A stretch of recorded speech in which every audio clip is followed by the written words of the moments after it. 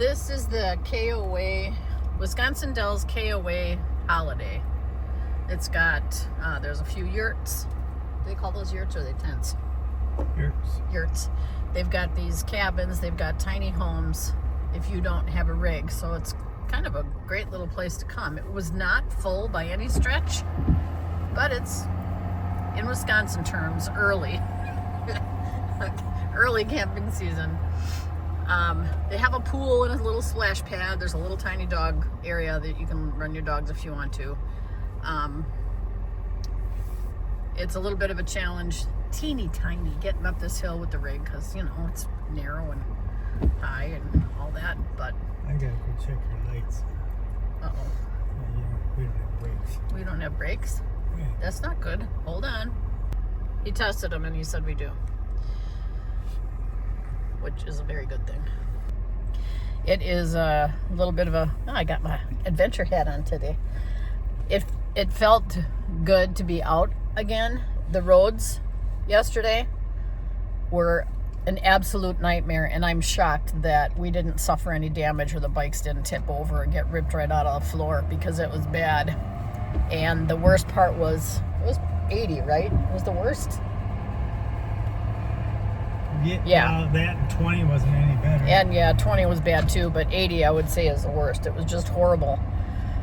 Today we're on 90, so we came back up to Wisconsin. We're here near the Wisconsin Dells. And we're going to jump on 90 and head out to Sioux Falls, South Dakota, where we stay at a KOA Journey. So hang in there. We'll take you with. As long as we're sitting here in the truck for about 5.5 hours today, a little bit more, because we have to stop and potty the dogs. Stuff. Hold on. Ooh, sorry. Guess what? It's almost a year since we bought the rig. So we're going to do a 1-year quick review on buying a Brinkley G3500. And the very first toy hauler, G3500 that rolled off the line that went to the general public. Okay, welcome to While We Still Can. I'm Lori. We have had our Brinkley for almost a year. It's about a week shy of a year. We just picked it up from the factory, had some warranty things done. The work that we needed to have done was some customer satisfaction recalls and some stuff that techs couldn't do that they had to do at the factory. And so we want to give you guys our thoughts after a year of ownership and almost 15,000 miles on our rig of what we think about our Brinkley. Okay, Rocky, you don't have to look at the camera. Keep your eyes on the road. Okay. What would you not like about the Brinkley, or you would have changed with the Brinkley? I would put another tie-down bracket Track right across that box in the back where you put your tie-downs and stuff. For the simple reason is we tied 2 motorcycles down. The Indian, there's no place to strap it except for off the back wheel. So if I could strap it straight back, I'd be happier because it would stay in place better. Okay. And that's the only thing that you would like to see changed? Yeah. Okay. That's the good idea. What do you like about the Brinkley? What do you appreciate about it? What kind of surprised you, if anything? Customer service is the biggest thing. I think if every RV company would have customer service like the Brinkleys do, you wouldn't hear, well, Liz would be out of a job, but you wouldn't hear these people complaining, and you wouldn't have all this frame breakage and all this other stuff. And I think a lot of it has to do with the frame breakage is they put these cheap fifth wheel on there instead of going like with a Gen Y. And that's what I like so much about the Brinkley is that Gen Y hitch on it. You hit all these big bumps and you feel a lot better about what's going on in the back. Okay. So do you feel like if we would have had that on our other rig that maybe it would have saved it? It sure wouldn't have hurt it, yeah. I'll tell you that. But, you know, that's my opinion. I was a fabricator for 40 years, and I do know something about frames and stuff like that. And set up, they need to be boxed in better, where that fifth wheel gets attached to. Yeah.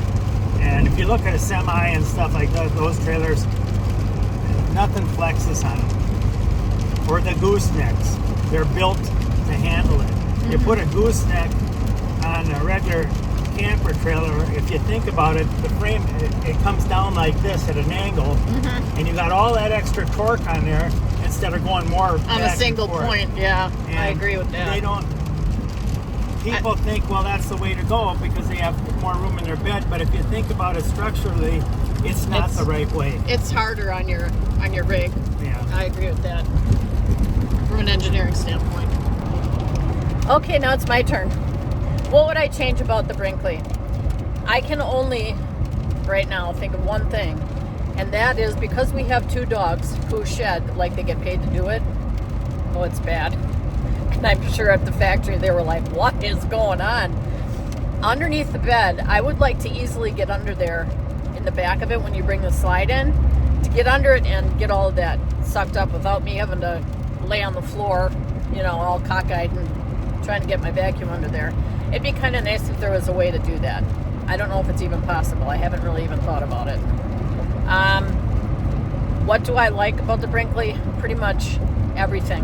Oh, and the other thing is I would like 2 more hooks in the bathroom behind the toilet so that I could hang up my blow dryer and my airbrush.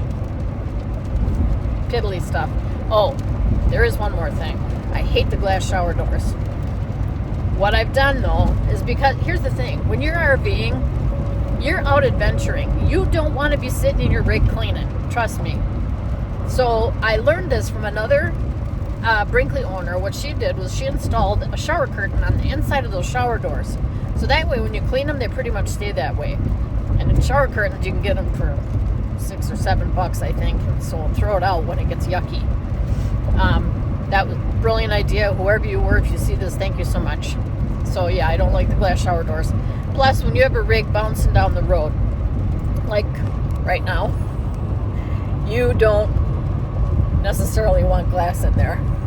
So, but everything else I absolutely love about the rig. We were reminded again when we went to the Tampa show in January of how great the quality is with this rig. You kind of take it for granted after a while, but we walked in almost every brand and we were like, man, we're so lucky we have a Brinkley. We're just so fortunate that those guys have taken it upon themselves to build a better rig.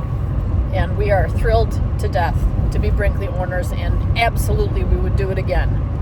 No question. When we went to have our warranty work done, they went through everything after we were done. They could have just handed us the keys and said, okay, off you go. But they didn't. They walked through all of the fixes, told us about some fixes they did that we weren't even aware of. And we're ready to go. So I'm thrilled to death that we have a Brinkley. And we, again, are 007. So we have the first G3500 that went out to the general public before they even had the G factory done. They were building them in the Z factory. You thought of something else that you want to talk about? Yeah, we ordered disc brakes, and now that I have disc brakes on this trailer, I think all of the RVs should have disc brakes, for the simple reason is if you grease your hubs, you don't have to worry about the grease going into your brake shoes and stuff like that on drum brakes. And this way, all you're doing is,